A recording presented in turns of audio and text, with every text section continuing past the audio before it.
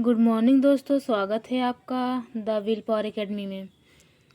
जैसा कि हम लोग क्लास 6 की हिस्ट्री समाप्त कर लिए हैं, आज हम लोग पढ़ेंगे क्लास 7 की हिस्ट्री।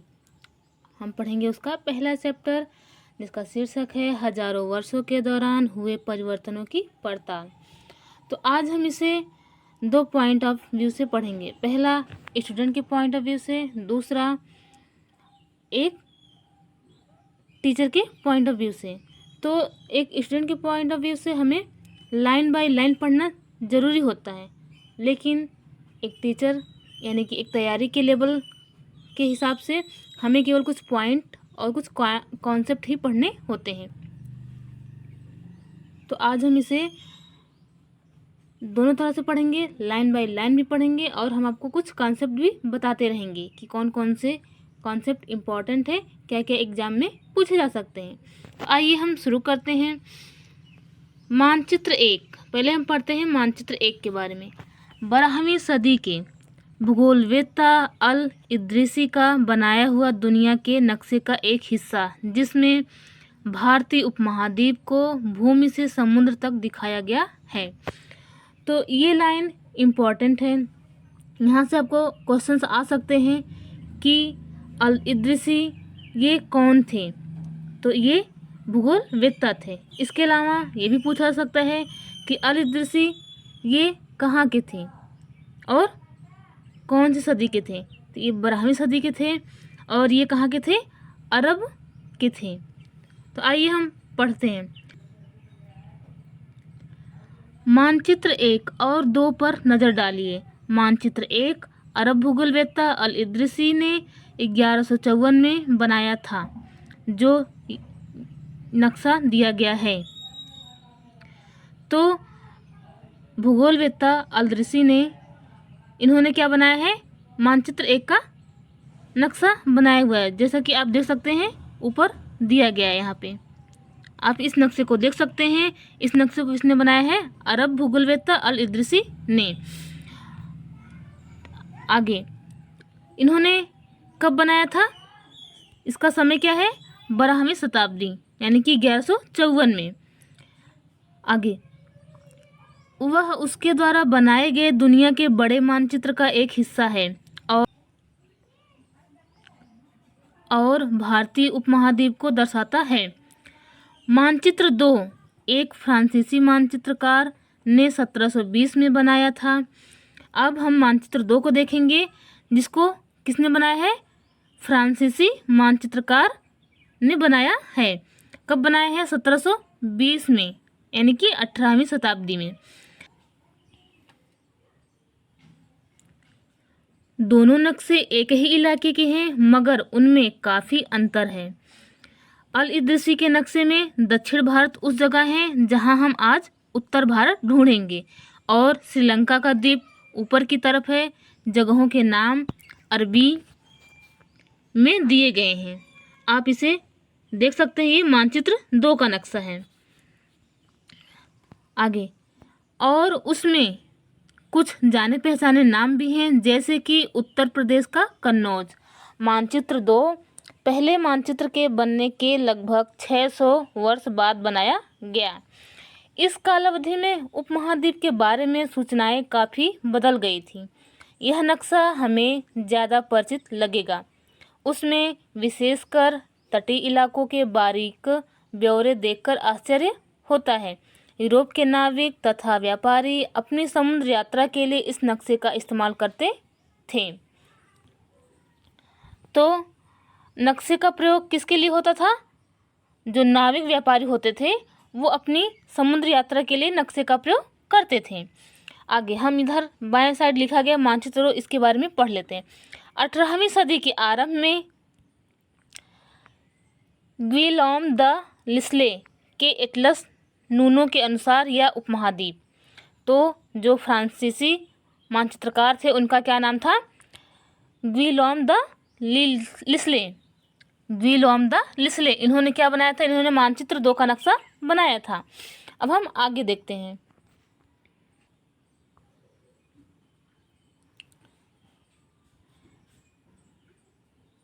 लेकिन अब भीतरी इलाकों पर नज़र डालें, क्या इनमें भी उतने ही ब्यौरे हैं जितने समुद्र तट वाले हिस्से में? गंगा के मार्ग को देखें, इसे किस तरह से दर्शाया गया है इस मानचित्र में? तटीय और भीतरी इलाकों के बीच ब्यौरों और बारीकी का जो अंतर है, आपके ख्याल में उसका कारण क्या है? आगे हमने बताया कि जैसा कि हम पढ़ते रहेंगे और हम कुछ जो इम्पोर्टेंट फैक्ट है हम उसे बताते रहेंगे, तो हम फालतू की चीज़ों पे ध्यान नहीं देंगे। जो इम्पोर्टेंट पैराग्राफ है, इम्पोर्टेंट फैक्ट्स लाइन है, हम उसे आपको पढ़ पढ़ के बीच में बताते रहेंगे। तो हम आगे बढ़ते हैं। इतने ही महत्वपूर्ण एक और बात यह है कि दूसरे युग तक मानचित्र अंकन का विज्ञान भी बहुत बदल गया था। इतिहासकार जब बीते युगों के दस्तावेजों, नक्शों और लेखों का अध्ययन करते हैं तो उनके लिए उन सूचनाओं के संदर्भों का, उनकी भिन्न भिन्न ऐतिहासिक पृष्ठभूमियों का ध्यान रखना जरूरी होता है। आगे है नई और पुरानी शब्दावली। अगर समय के साथ साथ सूचनाओं के संदर्भ बदलते हैं तो भाषा और अर्थों के साथ क्या होता है? ऐतिहासिक अभिलेख कई तरह की भाषाओं में मिलते हैं और ये भाषाएं भी समय के साथ साथ बहुत बदलती हैं। उदाहरण के लिए मध्ययुग की फारसी आधुनिक फारसी भाषा से भिन्न है। तो जैसा कि आप भी समझ रहे होंगे कि समय के साथ साथ भाषाओं में क्या होता है, परिवर्तन होता रहता है। जैसा कि उदाहरण के लिए बताया गया है कि जो मध्ययुग की फारसी भाषा थी वो आधुनिक फारसी भाषा से बिल्कुल भिन्न है। यह भिन्नता सिर्फ व्याकरण और शब्द भंडार में ही नहीं आई, समय के साथ साथ शब्दों के अर्थ भी बदल जाते हैं। आगे उदाहरण के लिए हिंदुस्तान शब्द ही लीजिए। आज हम इसे आधुनिक राष्ट्र राज्य भारत के अर्थ में लेते हैं। तो हिंदुस्तान शब्द हम आधुनिक राष्ट्र में हम किसके लिए लेते हैं? भारत के अर्थ में लेते हैं। आगे 13वीं सदी में जब फारसी के इतिहासकार मिन्हाज ए सिराज ने हिंदुस्तान शब्द का प्रयोग किया था तो उसका आशय पंजाब, हरियाणा और गंगा यमुना के बीच में स्थित इलाकों से था। तो आप इसे याद रखेंगे, ये इम्पोर्टेंट लाइन है। यहाँ से क्वेश्चन आ सकता है कि मिन्हाज ए सिराज इन्होंने किस शब्द का प्रयोग किया था? इन्होंने हिंदुस्तान शब्द का प्रयोग किया था। और हिंदुस्तान शब्द इन्होंने किसके लिए किया था? कौन कौन से क्षेत्र आते थे उस समय? पंजाब, हरियाणा और गंगा यमुना के बीच में स्थित इलाके। आगे उसने इस शब्द का राजनीतिक अर्थ में उन इलाकों के लिए इस्तेमाल किया जो दिल्ली के सुल्तान के अधिकार क्षेत्र में आते थे। सल्तनत के प्रसार के साथ साथ इस शब्द के अंतर्गत आने वाले क्षेत्र भी बढ़ते गए, लेकिन हिंदुस्तान शब्द में दक्षिण भारत का समावेश कभी नहीं हुआ। इसके विपरीत 16वीं सदी के आरंभ में बाबर ने हिंदुस्तान शब्द का प्रयोग इस उपमहाद्वीप के भूगोल, पशु पक्षियों और यहाँ के निवासियों को संस्कृति का वर्णन करने के लिए किया। तो इसे भी आप याद रखेंगे कि बाबर ने हिंदुस्तान शब्द का प्रयोग किसके लिए किया था? तो बाबर ने हिंदुस्तान शब्द का प्रयोग उपमहाद्वीप के भूगोल, पशु पक्षियों और यहाँ के निवासियों की संस्कृति का वर्णन करने के लिए किया। आगे यह प्रयोग 14वीं सदी के कवि अमीर खुसरो द्वारा प्रयुक्त शब्द हिंद के ही कुछ समान था। तो यहाँ से ये भी क्वेश्चन बन सकता है कि अमीर खुसरो कौन सी सदी के थे? अमीर खुसरो 14वीं सदी के थे। इन्होंने किस शब्द का प्रयोग किया था? हिंद शब्द का प्रयोग किया था। अब हम आगे बढ़ते हैं। मगर जहाँ भारत को एक भौगोलिक और सांस्कृतिक सत्व के रूप में पहचाना जा रहा था, वहाँ हिंदुस्तान शब्द से वे राजनीतिक और राष्ट्रीय अर्थ नहीं जुड़े थे जो आज हम जोड़ते हैं। आगे किसी भी शब्द का प्रयोग करने में इतिहासकारों को बहुत सावधान रहना चाहिए, क्योंकि अतीत में उन शब्दों के कुछ अलग ही अर्थ थे। उदाहरण के लिए विदेशी जैसा सीधा साधा शब्द ही ले लीजिए। हमारे लिए आज इसका अर्थ होता है ऐसा व्यक्ति जो भारतीय ना हो। मध्ययुग में मानो किसी गांव में आने वाला कोई भी अनजान व्यक्ति जो उस समाज या संस्कृति का अंग ना हो, विदेशी कहलाता है। तो ये भी आपके लिए इम्पोर्टेंट है। यहाँ से क्वेश्चन बन सकता है कि विदेशी शब्द का प्रयोग किसके लिए किया गया था। तो विदेशी शब्द का प्रयोग किसके लिए किया गया था? गांव में आने वाला कोई भी अनजाना व्यक्ति जो उस समाज या संस्कृति की अंग ना हो, तो वो क्या हो, उसे क्या कहते हैं? विदेशी। उसके लिए विदेशी शब्द प्रयोग किया गया है। यानी ब्रैकेट में लिखा है ऐसे व्यक्ति को हिंदी में परदेशी और फारसी में अजनबी कहा जा सकता है।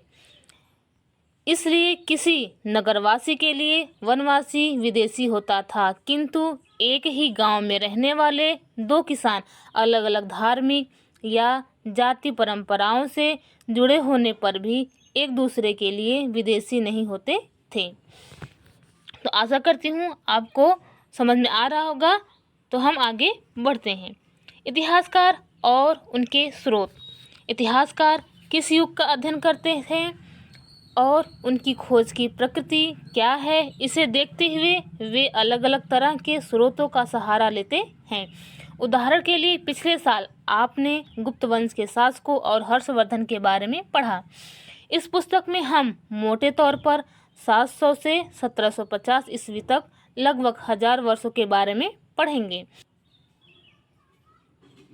तो जैसा कि आपने इस अध्याय के शीर्षक के बारे में भी पढ़ा था, इसका शीर्षक था हजारों वर्षों के दौरान हुए परिवर्तन में बदलाव। यानी कि 700 से 1750 ईस्वी के बीच जो परिवर्तन हुए इस वर्षों के दौरान उसके बारे में हम पढ़ेंगे। तो आइए हम आगे बढ़ते हैं। इस काल के अध्ययन के लिए इतिहासकार जिन स्रोतों का प्रयोग करते हैं उनमें आपको बहुत सी बातें ऐसी मिलेंगी जो पिछले युग में वैसी ही चली आ रही है। इतिहासकार इस काल के बारे में सूचना इकट्ठी करने के लिए अभी भी सिक्कों, शिलालेखों, स्थापत्य को ब्रैकेट में लिखा गया है भवन निर्माण कला। तो हम स्थापित शब्द का आशय किससे लेंगे? भवन निर्माण कला से। तथा लिखित सामग्री पर निर्भर करते हैं। पर कुछ बातें पहले से काफ़ी भिन्न हैं। इस युग में प्रामाणिक लिखित सामग्री की संख्या और विविधता आश्चर्यजनक रूप से बढ़ गई। इसके आगे इतिहासकार सूचनाओं के दूसरे प्रकार के स्रोतों का इस्तेमाल धीरे धीरे कम करने लगे। इसके आगे बॉक्स में क्या लिखा है हम इसके बारे में पढ़ लेते हैं थोड़ा। कागज़ का मूल्य।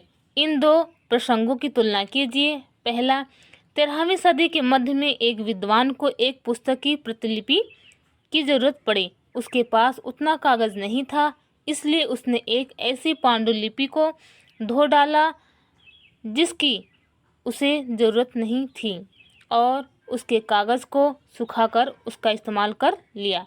दूसरा है, एक सदी बाद अगर आप बाज़ार से कोई खाद्य पदार्थ खरीदते तो हो सकता है कि आपकी किस्मत अच्छी होती और दुकानदार वह वस्तु कागज़ में लपेट कर देता। तो हमने कागज़ के बारे में और कागज़ के मूल्यों के बारे में पढ़ा। तो हम देख सकते हैं पहले पॉइंट में और दूसरे पॉइंट में दोनों में क्या अंतर बताया जा रहा है।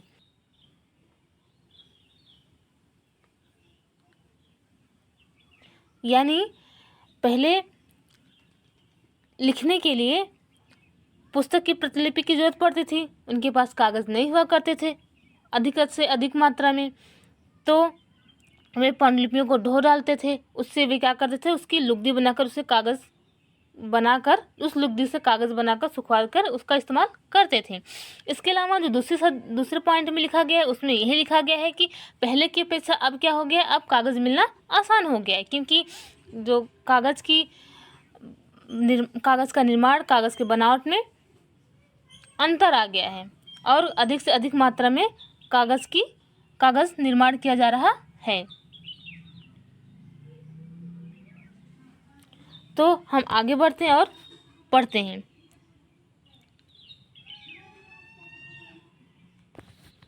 इस समय के दौरान कागज क्रमशः सस्ता हो गया और बड़े पैमाने पर उपलब्ध भी होने लगा। तो हमने देखा समय के साथ साथ कागज का निर्माण होता गया और अधिक से अधिक मात्रा में कागज उपलब्ध होने लगे, जिससे क्या हो गया, कागज सस्ता हो गया और बड़े पैमाने पर भी उपलब्ध होने लगा।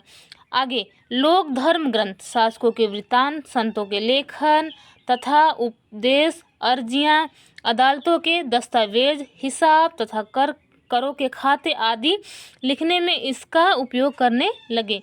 धनी व्यक्ति, शासक जन, मठ तथा मंदिर पांडुलिपियां एकत्रित किया करते थे।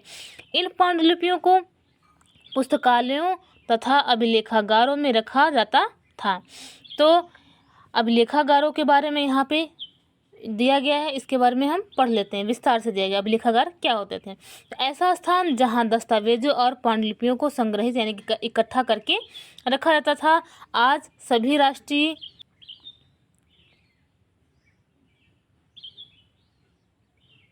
और राज्य सरकारों के अभिलेखागार होते हैं, जहां वे अपने तमाम पुराने सरकारी अभिलेख और लेन देन के ब्यौरों का रिकॉर्ड रखते हैं।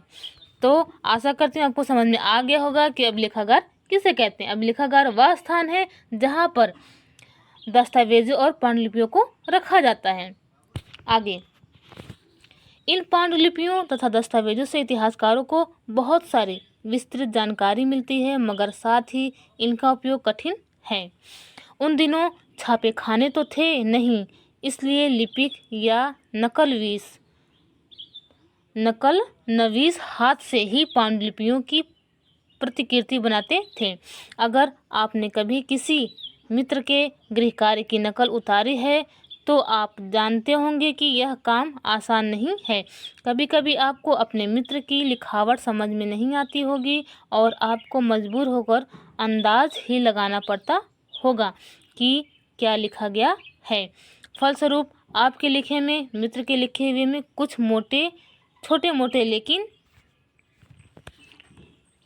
मोटे लेकिन महत्वपूर्ण अंतर आ जाते रहे होंगे।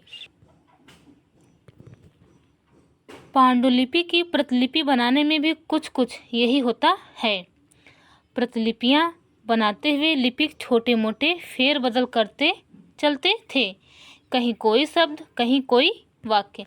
तो जैसा कि हम जानते हैं कि या आपने ऊपर अभी पढ़ा है कि अगर हम अपने दोस्त की कॉपी की नकल करते हैं तो हमारे क्या होता है, हमारी लिखावट में अंतर हो जाता है। क्यों? क्योंकि कभी कभी ऐसा होता है कि हमारे मित्र की कॉपी की हैंडराइटिंग हमें समझ में नहीं आती, तो हम क्या करते हैं, हमें अंदाज़ा लगाकर लिखना पड़ता है। तो इससे क्या होता है कि हमारे कॉपी में और उनकी कॉपी में क्या होता है, अंतर हो जाता है। ऐसे ही जो पांडुलिपि लिखते थे, जो पांडुलिपि की प्रतिलिपि बनाते थे, उनमें भी यही होता था, कुछ अंतर हो जाता था, क्योंकि जो पांडुलिपि की मूल प्रवृत्ति मिली नहीं थी। पहली बात तो ये है, और दूसरी बात ये है कि जो पांडुलिपि की लिखावट है वो कभी कभी समझ में नहीं आती है। तो लिपिक क्या करते हैं, उनमें कुछ छोटे मोटे फेर बदल कर देते हैं, जैसे कोई शब्द को बदल दिया या कोई वाक्य ही बदल देते थे। ऐसा क्यों करते हैं? क्योंकि उनकी जो लिखावट है, उनका जो वाक्य है वो समझ में नहीं आता था, इसीलिए क्या होता था, फेर बदल कर देते थे, जिससे उनको यह अंदाज़ा लगा के लिखना पड़ता था। आगे सदी दर सदी प्रतिलिपियों की भी प्रतिलिपियां बनती रहीं और अंततः एक ही मूल ग्रंथ की भिन्न भिन्न प्रतिलिपियां एक दूसरे से बहुत ही अलग हो गई। तो अलग अलग लिपिक अलग अलग तरीके से अपने अंदाज के हिसाब से वो सेंटेंस या शब्द को फेरबदल कर देते थे, जिससे क्या होता है कि जो मूल ग्रंथ की प्रतिलिपि हैं, जो मूल ग्रंथ की पांडुलिपियां हैं, उनमें क्या होता है, भिन्नता आ जाती है। उससे क्या होता है, जो मूल ग्रंथ की भिन्न भिन्न प्रतिलिपियां हैं वो क्या होती हैं, एक दूसरे से भिन्न हो जाती हैं, अलग हो जाती हैं। ठीक है, आशा करती हूँ आपको समझ में आ रहा होगा। आगे हम बढ़ते हैं। इससे बड़ी गंभीर समस्या उत्पन्न हो गई, क्योंकि आज हमें लेखक की मूल पांडुलिपि शायद ही कहीं मिलती है। हमें बाद के लिपिकों द्वारा बनाई गई प्रतिलिपियों पर ही पूरी तरह निर्भर रहना पड़ता है।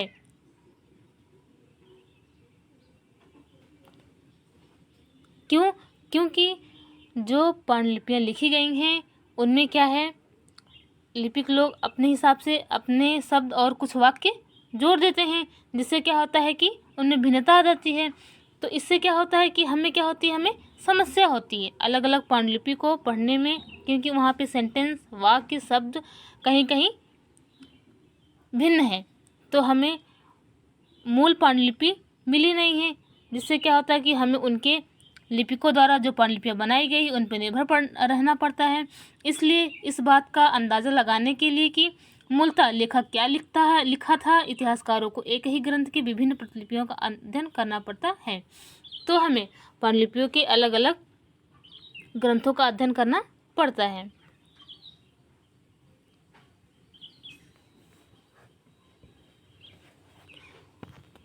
तो इससे क्या होता है, हमें एक ही ग्रंथ की अलग अलग प्रतिलिपियों का अध्ययन करना पड़ता है। आगे बॉक्स में क्या लिखा हम इसको देख लेते हैं। चित्र 2, लिखावट की भिन्न प्रकार की शैलियों के कारण फारसी और अरबी पढ़ने में कठिनाई हो सकती है। नस्तलिक लिपि बाईं ओर में वर्ण जोड़कर धारा प्रवाह रूप से लिखे जाते हैं। फारसी अरबी के जानकारों के लिए इस लिपि को पढ़ना आसान होता है। शिकस्त लिपि दाईं ओर अधिक सघन, संक्षिप्त और कठिन है। तो ये आपके लिए इम्पोर्टेंट हो सकता है, या आप इसे याद रखेंगे। ये क्वेश्चन में आ सकता है कि नस्त लिपि किस तरफ से लिखी जाती है, तो बाईं ओर से। इसके अलावा शिकस्त लिपि किस तरह से लिखी जाती है, किस ओर से, तो दाईं ओर से लिखी जाती हैं। ये दोनों वर्ड इम्पॉर्टेंट, आप इसे याद रखेंगे। नस्त लिपि क्या होती है और शिकस्त लिपि क्या होती है। नस्त लिपि किस ओर से लिखी जाती है और शिकस्त लिपि किस ओर से लिखी जाती है, ये आप इसे ध्यान में रखेंगे। तो हम आगे बढ़ते हैं। कई बार लेखक स्वयं भी समय समय पर अपने मूल वृत्तांत में संशोधन करते रहते हैं। 14वीं शताब्दी के इतिहासकार जियाउद्दीन बर्नी ने अपना वृत्तांत पहली बार 1356 में और दूसरी बार इसके 2 वर्षों बाद लिखा था। तो आप इसे भी याद रखेंगे, ये इम्पॉर्टेंट लाइन है। जियाउद्दीन बर्नी आपसे पूछ सकता है कि क्वेश्चंस में जियाउद्दीन बर्नी कौन सी शताब्दी के थे। तो जियाउद्दीन बर्नी कौन सी शताब्दी के थे, 14वीं शताब्दी के थे। दोनों में अंतर, लेकिन 1971 तक इतिहासकारों को पहली बार वाले वृत्तांत की जानकारी नहीं थी। यह पुस्तकालय के विशाल संग्रहों में कहीं दबा पड़ा था। आगे, नए सामाजिक और राजनीतिक समूह। सन 700 और 1750 के बीच के हजारों वर्षों का अध्ययन इतिहासकारों के आगे भारी चुनौती रखता है। मुख्य रूप से इसलिए कि इस पूरे काल में बड़े पैमाने पर और अनेक तरह के परिवर्तन हुए। इस काल में अलग अलग समय पर नए प्रौद्योगिकी के दर्शन होते हैं, जैसे सिंचाई में रहट, कताई में चरखे और युद्ध में आग्नेयास्त्रों, जिसे बारूद वाले हथियार कहा जाता है, का इस्तेमाल हुआ। तो हम इसे याद रखेंगे कि इस काल के दौरान जो नई प्रौद्योगिकी आई, उस प्रौद्योगिकी में कौन कौन से चीज़ें का इस्तेमाल हुआ था। सिंचाई में रहट, कताई में चरखे और युद्ध में आग्नेयास्त्रों। ठीक है, तो आग्नेयास्त्र शब्द हम किससे लेंगे, बारूद वाले हथियार से। इस उपमहाद्वीप में नई तरह का खान पान भी आया। तो प्रौद्योगिकी के साथ साथ और भी कई बदलाव आए, जैसे खाने पीने में। और उसमें क्या क्या है, जैसे आलू, मक्का, मिर्च, चाय और कॉफ़ी।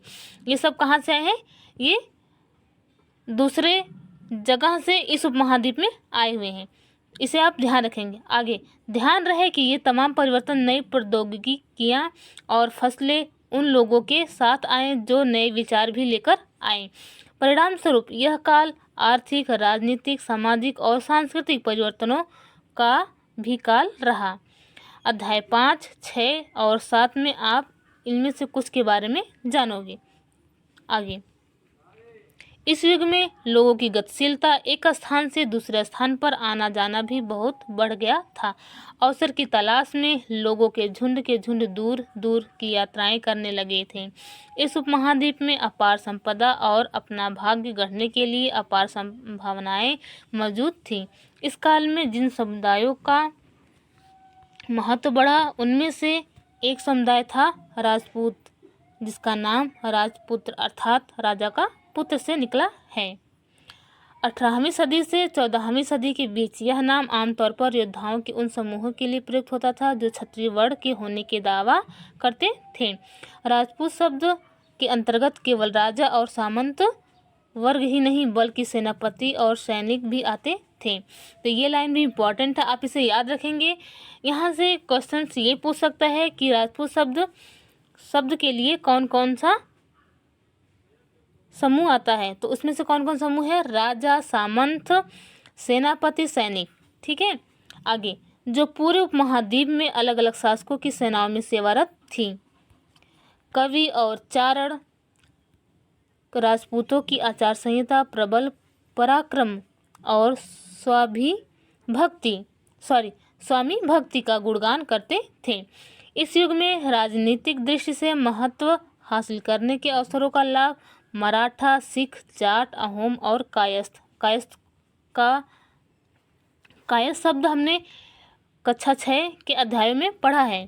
तो आशा करती हूँ आपको समझ में आ रहा होगा कायस्थ क्या है। तो यहाँ ब्रैकेट में दिया भी गया, कायस्थ मुख्यतः लिपिकों और मुंशियों का कार्य करने वाली जाति क्या होती है? कायस्थ। आदि समूह ने भी उठाया। आगे यहाँ कुछ लिखा गया है, पर्यावास। हम इसके बारे में पढ़ लेते हैं। पर्यावास क्या है? इसका तात्पर्य किसी भी क्षेत्र के पर्यावरण और वहाँ के रहने वालों की सामाजिक और आर्थिक जीवन शैली से है। अब हम आगे बढ़ते हैं। इस पूरे काल के दौरान क्रमशः जंगलों की कटाई हो रही थी और खेती का इलाका बढ़ता जा रहा था। कुछ क्षेत्रों में यह परिवर्तन अन्य क्षेत्रों की अपेक्षा अधिक तेजी से और पूरे तौर पर हुआ। पर्यावास में परिवर्तन के कारण कई वनवासियों को मजबूर होकर अपना स्थान छोड़ना पड़ा। तो आशा करती हूँ पर्यावास शब्द आपको समझ में आ रहा होगा। अभी हमने यहाँ पर्यावास शब्द के बारे में पढ़ा है। पर्यावास क्या होता है? तो पर्यावास का तात्पर्य किससे है? किसी भी क्षेत्र के पर्यावरण और वहाँ के रहने वालों की सामाजिक और आर्थिक जीवन शैली से है। तो हम आगे बढ़ते हैं। कुछ और वनवासी जमीन की जुताई करने लगे और कृषक बन गए। कृषकों के ये नए समूह क्षेत्रीय बाजार, मुखियाओं, पुजारियों, मठों और मंदिरों से प्रभावित होने लगे। वे बड़े और जटिल समाज के अंग बन गए। उन्हें कर चुकाने पड़ते थे और स्थानीय मालिक वर्ग की बेगार करनी पड़ती थी। परिणाम स्वरूप किसानों के बीच आर्थिक और सामाजिक अंतर उभरने लगे। कुछ लोगों के पास ज़्यादा उपजाऊ जमीन होती थी, कुछ लोग मवेशी भी पालते थे और कुछ लोग खेती से खाली समय में दस्तकारी आदि का कुछ काम कर लेते थे। आगे, जैसे जैसे समाज में अंतर बढ़ने लगे, लोग जातियों और उपजातियों में बांटे जाने लगे और उनकी पृष्ठभूमि और व्यवसायों के आधार पर उन्हें समाज में ऊंचा या नीचा दर्जा दिया जाना लगा। ये दर्जे अस्थायी नहीं थे। किसी जाति विशेष के सदस्यों के हाथों में कितनी सत्ता, प्रभाव और संसाधनों का नियंत्रण है, इसके आधार पर उसके दर्जे बदलते रहते थे। एक ही जाति का किसी क्षेत्र में कोई दर्जा हो सकता था और किसी अन्य क्षेत्र में कोई और। आगे,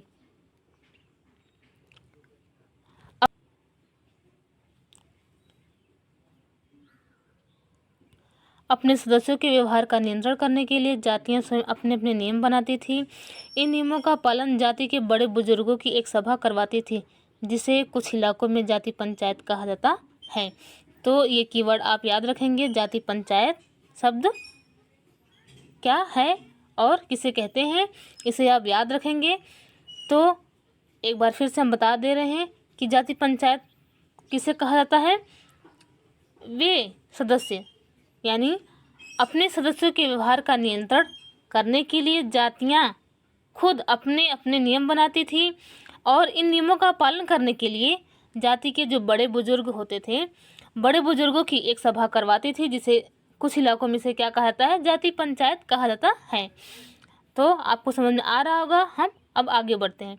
लेकिन जातियों को अपने निवास के गांव के रिवाजों का पालन भी करना पड़ता था। इसके अलावा कई गांवों पर मुखियाओं का शासन होता था। मिलाकर वे किसी राज्य की एक छोटी इकाई भर होती थी। आगे क्षेत्र और साम्राज्य के बारे में पढ़ेंगे हम। इसमें बस बताया गया है कि हम कौन कौन से चीज़ें हम किस किस अध्याय में पढ़ेंगे, जिसमें जैसे दिया गया है कि चोल अध्याय 2 में, तुगलक अध्याय 3 में, मुगल अध्याय 4 में। जैसे बड़े बड़े राज्यों के अंतर्गत कई सारे क्षेत्र आ जाते हैं, ये हम चीज़ें हम पढ़ेंगे इन अध्यायों में। दिल्ली के सुल्तान गयासुद्दीन बलबन, जो कि 1266 से 1287 की तक इनका शासनकाल रहा, की प्रशंसा में एक संस्कृत प्रशस्ति, जैसा कि आप जानते हैं प्रशस्ति का अर्थ होता है प्रशंसा, तो प्रशस्ति के उदाहरण के लिए अध्याय 2 देखिए। तो हम इसे अध्याय 2 में पढ़ेंगे, तो वहाँ पे हम समझेंगे। तब तक के लिए हम आगे बढ़ते हैं। में उसे एक विशाल साम्राज्य का शासक बताया गया है, जो पूर्व में बंगाल गौड़ से लेकर पश्चिम में अफगानिस्तान के गजनी यानी कि गज्जन तक फैला हुआ है, और जिसमें संपूर्ण दक्षिण भारत द्रविड़ भी आ जाता है। गौड़ आंध्र, केरल, कर्नाटक, महाराष्ट्र, गुजरात आदि भिन्न भिन्न क्षेत्र के लोग उनकी सेना के आगे पलायन कर जाते थे। तो यहाँ पे ये बलबन के क्षेत्र कहाँ से कहाँ तक था, इसके बारे में बताया गया है। तो बलबन का क्षेत्र कहाँ से कहाँ तक था, ये आपसे पूछा सकता है। बलबन का क्षेत्र पूर्व में बंगाल गौड़ से लेकर पश्चिम में अफगानिस्तान के गजनी तक फैला हुआ था, और इसके अलावा कौन कौन से क्षेत्र थे, दक्षिण भारत और गौड़, आंध्र, केरल, कर्नाटक, महाराष्ट्र, गुजरात आदि अलग अलग क्षेत्र उनके अंतर्गत आते थे। आगे हम पढ़ेंगे। यहाँ दिया गया है मानचित्र 3। तो मानचित्र 3 के बारे में हम पढ़ लेते हैं। मिस्र के शिहाबुद्दीन उमरी के द्वारा रचित मसालिक अल अबसर फी ममालिक अल अमसर के अनुसार मोहम्मद तुगलक के राज्यकाल में दिल्ली सल्तनत के अंतर्गत आने वाले प्रांत। तो ये भी इम्पोर्टेंट है आपके लिए। यहाँ से पूछा जा सकता है कि शिहाबुद्दीन उमरी ये कहाँ के थे, ये मिस्र के थे। इन्होंने किस पुस्तक की रचना की थी? उस पुस्तक का नाम है मसालिक अल अबसर फी ममालिक अल अमसर। इतना बड़ा नाम दिया गया है। और इस पुस्तक में किसके बारे में चर्चा हुई है? मोहम्मद बिन तुगलक, जो कि दिल्ली के सुल्तान हैं, और उनके अंतर्गत आने वाले प्रांतों का भी इसमें वर्णन किया गया है। तो हम आगे बढ़ते हैं।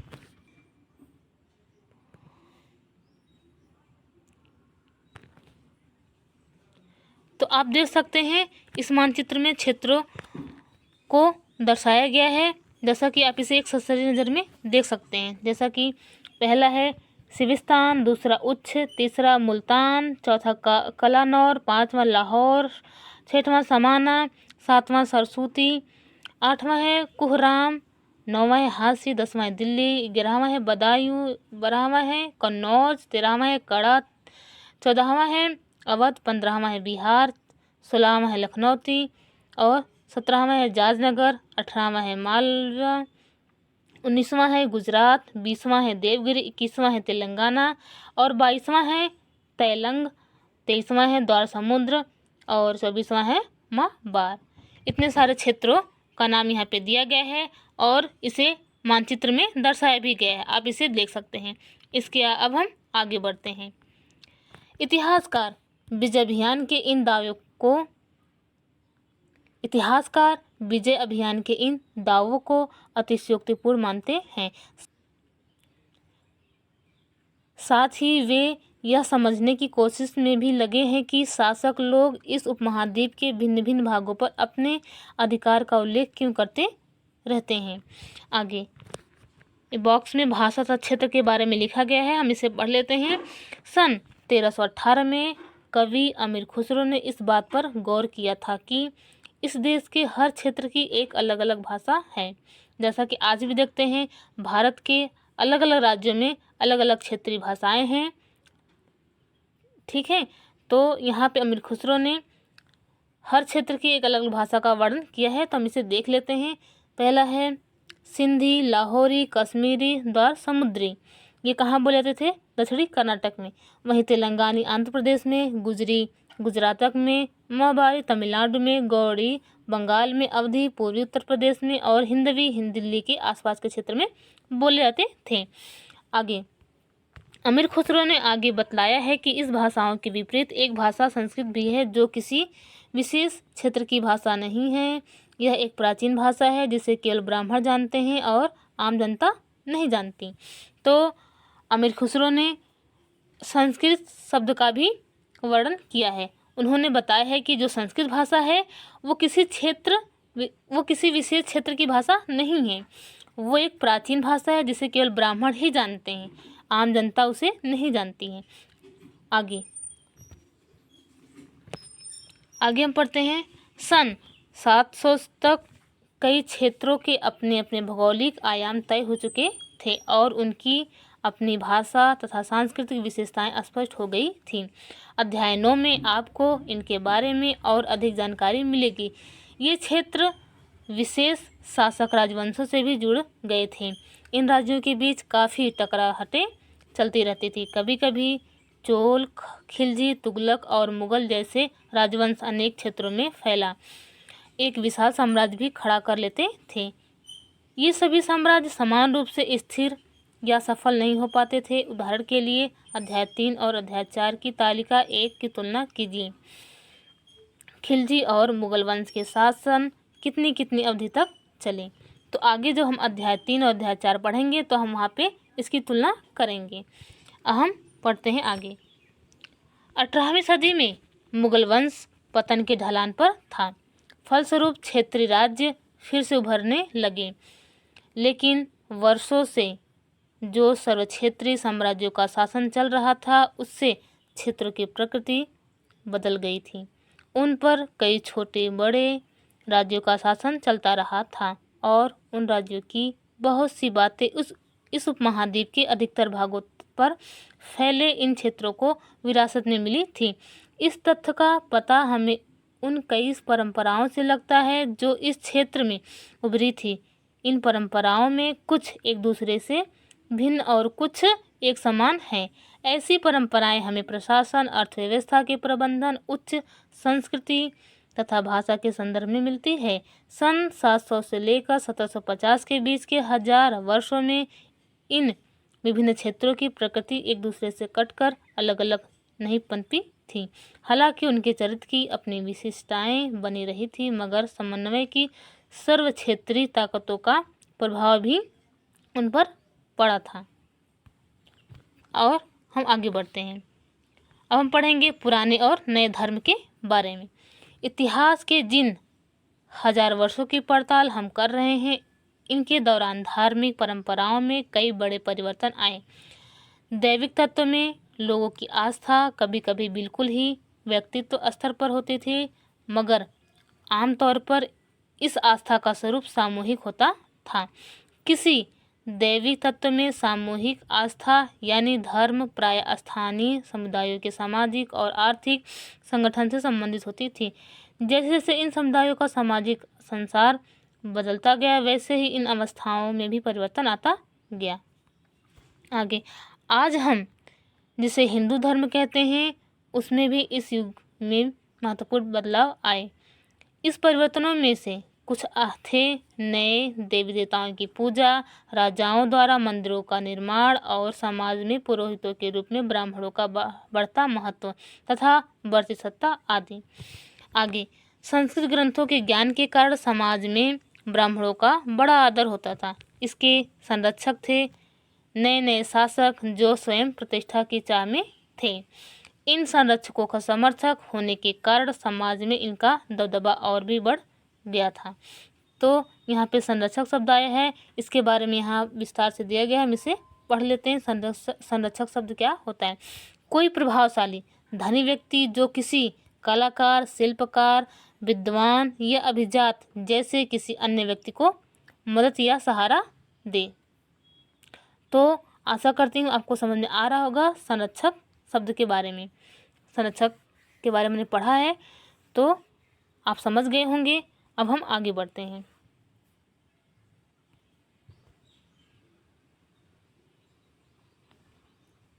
इस युग में एक महत्वपूर्ण परिवर्तन भक्त की अवधारणा के रूप में आया। इसमें ईश्वर की कल्पना एक ऐसे प्रेमल इष्ट देवी देवता के रूप में की गई थी जिस तक पुजारियों के विशद कर्मकांड के बिना ही भक्त स्वयं पहुंच सके। इस विषय में और साथ ही दूसरी परंपराओं के बारे में आपको अध्याय 8 में जानकारी मिलेगी। तो इसके बारे में हम विस्तृत जानकारी अध्याय 8 में करेंगे। तो हम जब वहाँ पे पढ़ेंगे तो वहाँ से हम सीखेंगे आगे। यही वह युग था जिसमें इस उपमहाद्वीप में नए नए धर्मों का भी आगमन हुआ। कुरान शरीफ का संदेश भारत में पहले पहल 7वीं शताब्दी में व्यापारियों और अप्रवासियों के जरिए पहुंचा। तो यहाँ पे कुरान शरीफ शब्द का प्रयोग हुआ है जो कि इम्पॉर्टेंट है, आप इसे याद रखेंगे। कुरान शरीफ शब्द जो आया है ये कब आया है? ये 7वीं सदी में। किसके द्वारा लाया गया? ये व्यापारियों और अप्रवासियों के जरिए ये लाया गया। आगे, मुसलमान कुरान शरीफ को अपना धर्म ग्रंथ मानते हैं। जैसा कि हिंदू धर्म में गीता, रामायण ये सब एक पवित्र ग्रंथ है, धर्म ग्रंथ हैं। ऐसे ही मुसलमानों में कुरान शरीफ को क्या मानते हैं? वो अपना एक धर्म ग्रंथ मानते हैं। आगे, केवल एक ईश्वर अल्लाह की सत्ता को स्वीकार करते हैं जिसका प्रेम, करुणा और उदारता अपने में आस्था रखने वाले हर व्यक्ति को गले लगाता है, चाहे उस व्यक्ति की सामाजिक पृष्ठभूमि कुछ भी रही हो।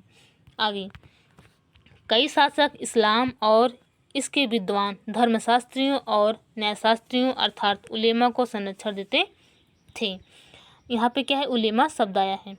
यहाँ पे उलेमा शब्द आया है तो इसे आप याद रखेंगे। उलेमा किसे कहते थे? धर्मशास्त्री और न्यायशास्त्रियों को क्या बोलते हैं? उलेमा कहा जाता है। आगे, यानी कि मुस्लिम धर्म में जो धर्मशास्त्री, जो न्यायशास्त्री होते हैं उन्हें उलेमा कहा जाता है।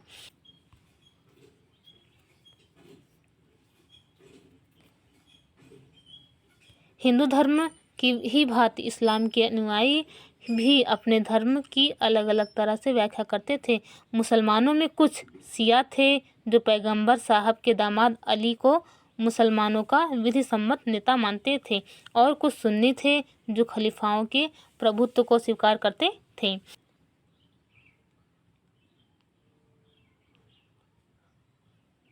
तो मुसलमानों में 2 वर्ग बटा है, पहला शिया, दूसरा सुन्नी।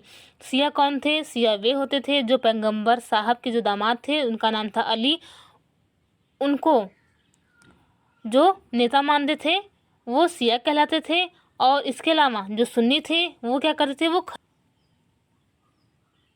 वो खलीफाओं के प्रभुत्व को स्वीकार करते थे।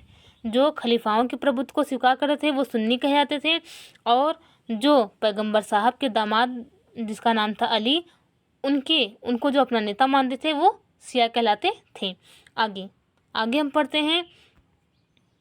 इस्लाम के आरंभिक दौर में इस धर्म का नेतृत्व करने वाले खलीफा कहलाते थे और आगे भी इनकी परंपरा चलती रही। इस्लामी न्याय सिद्धांत, विशेषकर भारत में हनफी और सफ़ी ऐसे सिद्धांत हैं कि विभिन्न परंपराओं में भी कई महत्वपूर्ण अंतर रहे हैं। ऐसे ही धर्म सिद्धांतों तथा रहस्यवादी विचारों को लेकर विभिन्नताएं देखने को मिलती है। अब हम आगे बढ़ते हैं। आगे है समय और इतिहास के कालखंडों में पर विचार। समय और इतिहास के कालखंडों पर विचार। आगे, इतिहासकार समय को केवल घड़ी या कैलेंडर की तरह नहीं देखते, यानी कि केवल घंटों, दिन या वर्षों के बीतने के रूप में ही नहीं देखते हैं। उनका नजरिया यह है कि समय सामाजिक और आर्थिक संगठन में आने वाले परिवर्तनों को झलकाता है।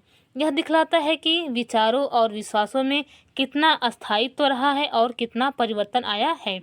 यदि अतीत को समान विशेषता रखने वाले कुछ बड़े बड़े हिस्सों, युगों या कालों में बांट दिया जाए तो समय का अध्ययन कुछ आसान हो जाता है। आगे, 19वीं सदी के मध्य में अंग्रेज इतिहासकारों ने भारत के इतिहास को 3 युगों में बांटा था, हिंदू, मुस्लिम और ब्रिटिश। यह विभाजन इस विचार पर आधारित था कि शासकों का धर्म ही एकमात्र महत्वपूर्ण ऐतिहासिक परिवर्तन होता है और अर्थव्यवस्था, समाज और संस्कृति में और कोई भी महत्वपूर्ण बदलाव नहीं आता।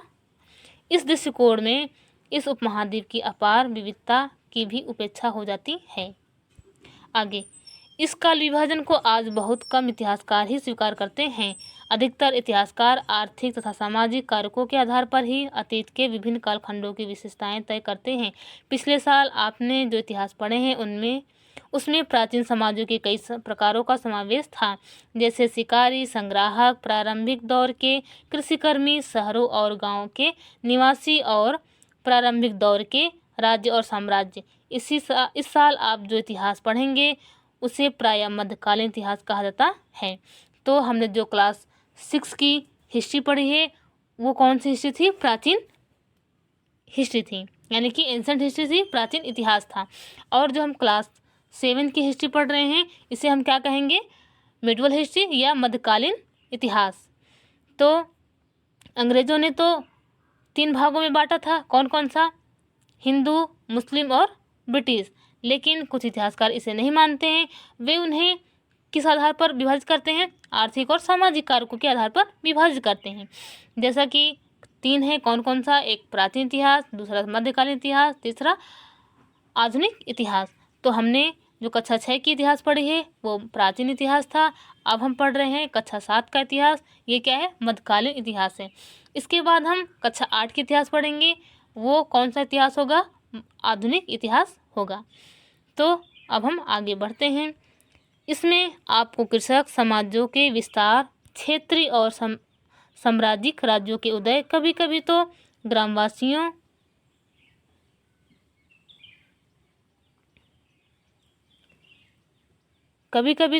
ग्रामवासियों और वनवासियों की कीमत पर प्रधान धर्मों के रूप में हिंदू धर्म, इस्लाम धर्म के विकास और यूरोप से व्यापारी कंपनी के आगमन के बारे में और विस्तृत से जानकारी मिलेगी। आगे, भारत के इतिहास के ये 1000 साल अनेक बदलावों के साक्षी हैं। आखिर 16वीं और 18वीं शताब्दियाँ 8वीं या 11वीं शताब्दियों में से काफ़ी भिन्न थी। इसलिए इस सारे काल को एक ऐतिहासिक इकाई के रूप में देखना समस्याओं से खाली नहीं है। फिर मध्यकाल की तुलना प्रायः आधुनिक काल से की जाती है। आधुनिकता के साथ भौतिक उन्नति और बौद्धिक प्रगति का भाव जुड़ा है। इससे आशय यह निकलता है कि मध्यकाल रूढ़िवादी था और उस दौरान कोई परिवर्तन हुआ ही नहीं, लेकिन हम जानते हैं कि ऐसा नहीं था। आगे, इन हजारों वर्षों के दौरान इस उपमहाद्वीप के समाजों में प्रायः परिवर्तन आते रहे और कई क्षेत्रों की अर्थव्यवस्था तो इतनी समृद्ध हो गई थी कि उसने यूरोप की व्यापारी कंपनियों को भी आकर्षित करना आरंभ कर दिया। इस पुस्तक को पढ़ते समय आप परिवर्तन के चिन्हों, यहाँ सक्रिय ऐतिहासिक प्रक्रियाओं पर ध्यान देते चलें और जब भी संभव हो इस पुस्तक में आप जो पढ़ रहे हैं उसकी तुलना आप पिछले वर्ष पढ़ी हुई बातों से करने की कोशिश करें। जहाँ भी संभव हो यह देखें कि कहाँ बदलाव हुए हैं और कहाँ नहीं, और आज अपने आसपास की दुनिया पर नज़र डालकर भी यह देखें कि और भी क्या कुछ बदला है और क्या वैसा ही रहा है। ठीक है, आज का चैप्टर समाप्त होता है। तो आज हमने क्लास 7 की पहला चैप्टर समाप्त कर लिया। अब हम आपसे अगले वीडियो में मिलेंगे इसी अध्याय का प्रश्न अभ्यास के साथ। तो आज के लिए बस इतना ही। आशा करती हूँ आपको यह वीडियो पसंद आई होगी। अगर वीडियो पसंद आई तो वीडियो को लाइक करें और अगर चैनल पर नए हैं तो चैनल को सब्सक्राइब करें, बेल आइकन को प्रेस करें ताकि जब हम अगला वीडियो बनाएं तो आपको इसका नोटिफिकेशन मिलता रहे। आज के लिए बस इतना ही। धन्यवाद। Bye bye.